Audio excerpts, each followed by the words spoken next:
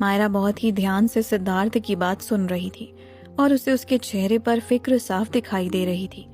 अब मायरा को अफसोस हो रहा था कि उसने बेकार में ही सिद्धार्थ पर शक किया, जबकि वो तो कल रात उसके बारे में सोचकर इतना परेशान था। दूसरी तरफ सिद्धार्थ अब भी मायरा की आंखों में ही देख रहा था और उसने अपनी बात को आगे बढ़ाते हुए कहा, लेकिन फिर मुझे लगा कि शायद तुम अपने घर वापस चली गई होगी और सही सलामत होगी। मैंने भी कल रात बहुत ज्यादा ड्रिंक कर ली थी, इसीलिए मैं भी ज्यादा देर तक जाग नहीं पाया और मेरी आंख लग गई। मायरा सिद्धार्थ के बिछाए जाल में पूरी तरह फंस चुकी थी। उसे उसके झूठे सच पर पूरा भरोसा हो गया था। उसने कहा, आपकी सॉरी एक्सेप्ट हो गई है, आपकी कोई गलती नहीं थी, ये सब एक मिसअंडरस्टैंडिंग की वजह से हुआ था। ये सुनकर सिद्धार्थ के चेहरे पर मुस्कुराहट आ गई थी। फिर मायरा ने सिद्धार्थ से अपना अगला सवाल किया, आप आज ऑफिस क्यों नहीं आए? इस पर सिद्धार्थ ने अपने सर पर हाथ रखकर उसे हल्के से रगड़ते हुए जवाब दिया, वो मेरी तबीयत ठीक नहीं थी, कल रात के बाद मेरे सर में बहुत दर्द हो रहा था। इस पर मायरा ने कहा, तो फिर ठीक है, आप रेस्ट कीजिए, ऑफिस में बहुत सारा काम लाइंड अप है, मुझे जाना होगा, हम कल ऑफिस में ही मिलेंगे। इतना कहकर मायरा पलटी और सिद्धार्थ के घर से बाहर जाने लगी, लेकिन अभी वो सिर्फ 2-3 कदम ही आगे बढ़ी थी। तभी सिद्धार्थ ने उसे आवाज देकर रोक दिया, रुको मायरा, कहाँ जा रही हो? मैं बीमार हूँ और क्या तुम यूं ही मुझे छोड़कर यहाँ से चली जाओगी? सिद्धार्थ की बात पर मायरा को थोड़ी हैरानी हुई और उसने सिद्धार्थ से पूछा, लेकिन मैं यहाँ रुककर क्या करूँगी? आपकी तबीयत ठीक नहीं है, आप आराम करिए, मैं ऑफिस जाकर वहाँ का काम देख लेती हूँ। मायरा जाना चाहती थी, लेकिन सिद्धार्थ उसे किसी भी कीमत पर रोकना चाहता था। उसने मासूम चेहरे के साथ मायरा की तरफ देखा और उससे कहा, मैं इस घर में अकेला ही रहता हूँ, लेकिन आज मुझे कुछ ठीक नहीं लग रहा है, मेरी तबीयत भी ठीक नहीं है, क्या तुम मेरे साथ ब्रेकफास्ट कर सकती हो प्लीज? सिद्धार्थ की बात सुनकर मायरा ने अपनी रिस्ट वॉच में टाइम देखा और फिर उसने सिद्धार्थ की तरफ देखकर कहा, 1 बज गए हैं और आप कह रहे हैं कि आपको ब्रेकफास्ट करना है? लंच करने का वक्त हो चुका है। मायरा के सवाल पर सिद्धार्थ ने मुस्कुराते हुए कहा, देखो, मेरा तो ऐसा मानना है कि जब जागो तभी सवेरा, मैं अभी सोकर उठा हूँ तो मैं अभी ही ब्रेकफास्ट करूँगा, आओ चलो मैं अभी ब्रेकफास्ट लगवाता हूँ। इतना कहकर सिद्धार्थ ने अपने कुक को टेबल पर ब्रेकफास्ट लगाने के लिए कह दिया और मायरा के साथ डाइनिंग टेबल की तरफ चला गया। मायरा भी सिद्धार्थ की जिद के आगे झुक चुकी थी। वो डाइनिंग टेबल पर जाकर बैठ गई और सिद्धार्थ भी उसके सामने वाली चेयर पर बैठ गया। कुछ देर की खामोशी के बाद मायरा ने सिद्धार्थ से कहा, मुझे उम्मीद है कि अब मुझे खाने में कुछ मिलाकर नहीं दिया जाएगा। ये कहते हुए मायरा के चेहरे पर एक हंसी थी, वहीं सिद्धार्थ के चेहरे पर एम्बैरेसमेंट साफ देखी जा सकती थी। उसने मायूसी के साथ मायरा से कहा, क्या यार, अब तुम कितने दिनों तक मुझे इस बात को लेकर ताना मारोगी? हो गई गलती, माफी मांग तो ली मैंने, आज का नाश्ता बिल्कुल फ्रेश बनाया गया है, तुम बेधड़क होकर खा सकती हो, डोंट वरी, एक बार गलती हो चुकी है, लेकिन अब मैं तुम्हें लेकर कोई रिस्क नहीं लूंगा। मायरा को उसकी बात सुनकर बहुत अच्छा लगा। उसने जवाब में कुछ कहा तो नहीं, लेकिन सिर्फ मुस्कुरा कर रह गई। जब मायरा ने कुछ नहीं कहा तो सिद्धार्थ ने उससे बोला, तुम थोड़ी देर यहाँ बैठकर मेरा वेट करो, मैं तैयार होकर आता हूँ, तब तक नाश्ता भी बनकर तैयार हो जाएगा। मायरा ने जवाब में कहा, ओके। और फिर सिद्धार्थ उठकर अपने कमरे में चला गया। मायरा डाइनिंग टेबल पर अकेली थी और एक बार फिर वो सिद्धार्थ के घर की खूबसूरती को निहारने लगी। मायरा उस खूबसूरती को अपने आंखों में भरने में इतनी खो चुकी थी कि उसे उस वक्त का एहसास ही नहीं हुआ। कुछ ही देर में सिद्धार्थ तैयार होकर नीचे डाइनिंग एरिया में आ गया। उसने देखा कि मायरा वहीं पास के वॉल पर लगी एक पेंटिंग को बहुत ही ध्यान से देख रही थी। उसे अपनी मौजूदगी का एहसास दिलाने के लिए सिद्धार्थ ने अपना गला साफ किया और बोला, hey Myra, I am back. Siddharth की बात सुनकर मायरा अचानक से पीछे की तरफ पलटी और उसे सिद्धार्थ अपने सामने खड़ा दिखाई दिया। सिद्धार्थ तैयार होकर आ चुका था और काफी हैंडसम लग रहा था। उसने वाइट कलर का एक 3 पीस सूट पहना हुआ था और उसके साथ लाइट ग्रीन कलर की शर्ट पहनी हुई थी। मायरा बिना पलके झपकाए सिद्धार्थ को ही देख रही थी और सिद्धार्थ भी अपने ऊपर उसकी नज़रों को महसूस कर पा रहा था। उसे साफ समझ में आ रहा था कि मायरा उसके लुक्स को देखकर इम्प्रेस हो रही थी। ये जानकर सिद्धार्थ मन ही मन बहुत खुश हुआ और चलकर मायरा के पास गया। उसने मायरा को याद दिलाते हुए कहा, तुमने कहा था ना कि ऑफिस में बहुत सारा काम पड़ा हुआ है, तो चलो फटाफट नाश्ता कर लेते हैं और फिर ऑफिस के लिए निकलते हैं।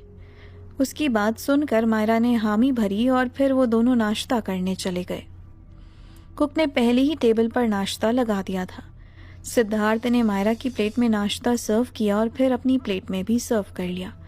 मायरा को उसका ये जेस्चर बहुत अच्छा लगा और वो चेहरे पर एक स्माइल लिए हुए ब्रेकफास्ट करने लगी।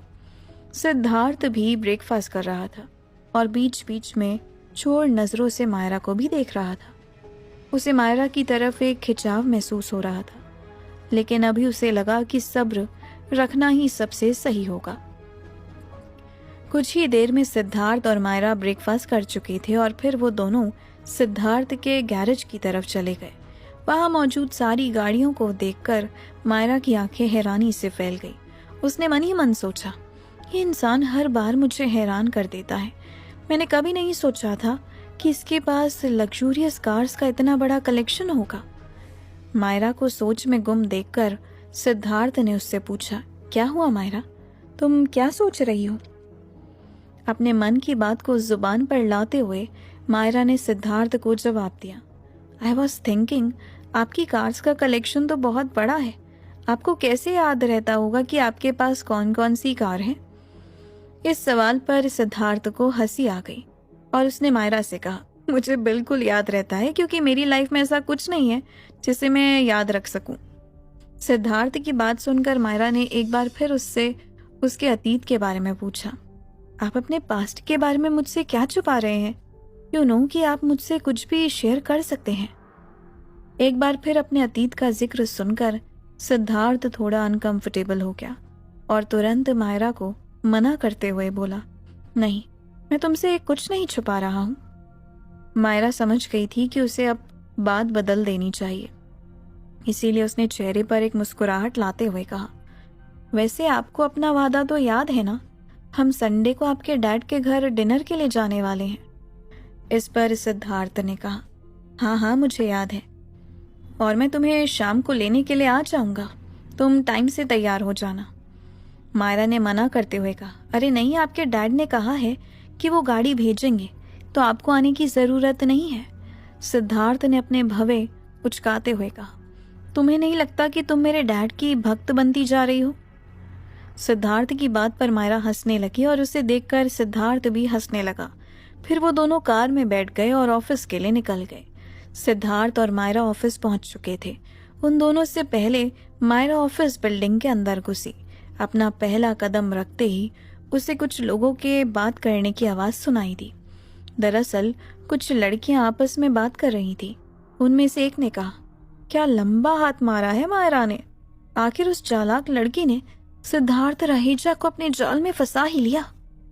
उसकी बात पर सहमति जताते हुए दूसरी लड़की भी बोली, हाँ, वो अपने मकसद में कामयाब कैसे नहीं होती, देखा नहीं है तुमने, रोज कैसे बन ठन कर आती है उसे इम्प्रेस करने के लिए। सिद्धार्थ की जगह अगर कोई और भी होता तो वो भी इसी तरह उस पर लट्टू हो जाता।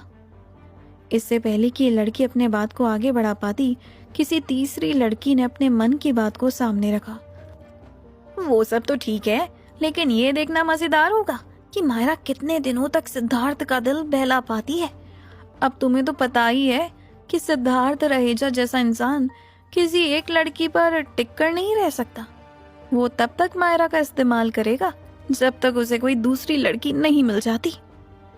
उन लड़कियों को बिल्कुल भी इस बात का अंदाजा नहीं था कि मायरा उनके पीछे ही खड़ी थी और उनकी सारी बातें सुन चुकी थी।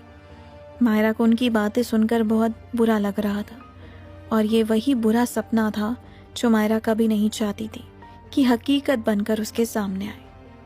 उसने मन ही मन खुद से कहा, मुझे पहले ही डर था कि सृष्टि जाकर ऑफिस में सबको बता देगी कि उसने सिद्धार्थ को मुझे सैंडविच खिलाते हुए देखा है, और वही हुआ। सभी ने उस बात का कितना गलत मतलब निकाल लिया है, लेकिन वो सिद्धार्थ के बारे में ऐसी उल्टी सीधी बातें क्यों कर रही हैं? इन लड़कियों ने अभी ऐसा क्यों कहा कि सिद्धार्थ हमेशा लड़कियां बदलते रहते हैं और वो मेरा इस्तेमाल कर रहे हैं, सिर्फ तब तक जब तक उन्हें कोई और लड़की नहीं मिल जाती। मायरा के दिमाग में सिद्धार्थ के लिए एक बुरा ख्याल आया ही था, लेकिन तुरंत ही उसने अपने ख्याल को झटकते हुए खुद से कहा, लेकिन ऐसा नहीं हो सकता। सिद्धार्थ तो मेरा कितना ध्यान रखते हैं, वो मेरा इस्तेमाल नहीं कर सकते। लेकिन अगर इन लड़कियों की बात सच निकली तो? मायरा अपनी सोच में ही गुम थी और खुद से ही सवाल जवाब कर रही थी। इसीलिए उसे पता नहीं था कि सिद्धार्थ भी उसके पीछे पीछे ही आ गया था और उसने भी उन लड़कियों की बातें सुन ली थी। जहां पर एक तरफ मायरा को बुरा लग रहा था, वहीं सिद्धार्थ के मन में डर बैठ गया था। उसने खुद से ही बात करते हुए कहा, अगर मायरा ने उनकी बात पर भरोसा कर लिया और उसे पता चल गया कि मैं हमेशा लड़कियां बदलता रहता हूं, तो सब गड़बड़ हो जाएगी। मायरा मुझसे दूरी बना लेगी और फिर मैं उसे हासिल करने के अपने मकसद में कभी कामयाब नहीं हो पाऊंगा। यही सोचकर सिद्धार्थ तुरंत आगे आया और उसने उन लड़कियों को डांटते हुए कहा, क्या बातें लेकर बैठे हो तुम लोग सुबह सुबह? क्या तुम्हारे पास कोई और काम नहीं है? सिद्धार्थ की आवाज सुनकर उन लड़कियों का ध्यान उसकी तरफ गया और वो सभी नजरें झुकाकर खड़ी हो गई। किसी की भी हिम्मत नहीं हो रही थी कि अब एक भी शब्द कह सके। तभी सिद्धार्थ ने अपनी भारी भरकम आवाज में अपनी बात को आगे बढ़ाते हुए कहा, तुम लोग अपनी हरकतों से बाज आ जाओ, वरना तुम्हें नौकरी से निकालने में मुझे जरा भी देर नहीं लगेगी। उन लड़कियों को डांट लगाने के बाद सिद्धार्थ पलटकर मायरा की तरफ आ गया। मायरा को यह देखकर बहुत ही अच्छा लगा कि सिद्धार्थ ने उसके लिए स्टैंड लिया। उसे लगा कि सिद्धार्थ को उसकी फिक्र थी और उसने उसे बचाने के लिए ही उन फीमेल एम्प्लॉयज को खरी खोटी सुनाई थी। लेकिन मायरा ये नहीं जानती थी कि सिद्धार्थ ने अभी अभी उसके सामने जो भी कुछ कहा था, उसके पीछे उसका अपना ही सेल्फिश मोटिव था। उसने ऐसा इसीलिए किया था कि मायरा उसके झांसे से बाहर ना निकल पाए और वो उसे हासिल कर सके। सिद्धार्थ ने मायरा का हाथ पकड़ा और उसे उसके कैबिन की तरफ लेकर चला गया। उसने मायरा से कहा, तुम्हें उन लड़कियों की बात पर ज्यादा ध्यान देने की जरूरत नहीं है, just focus on your work.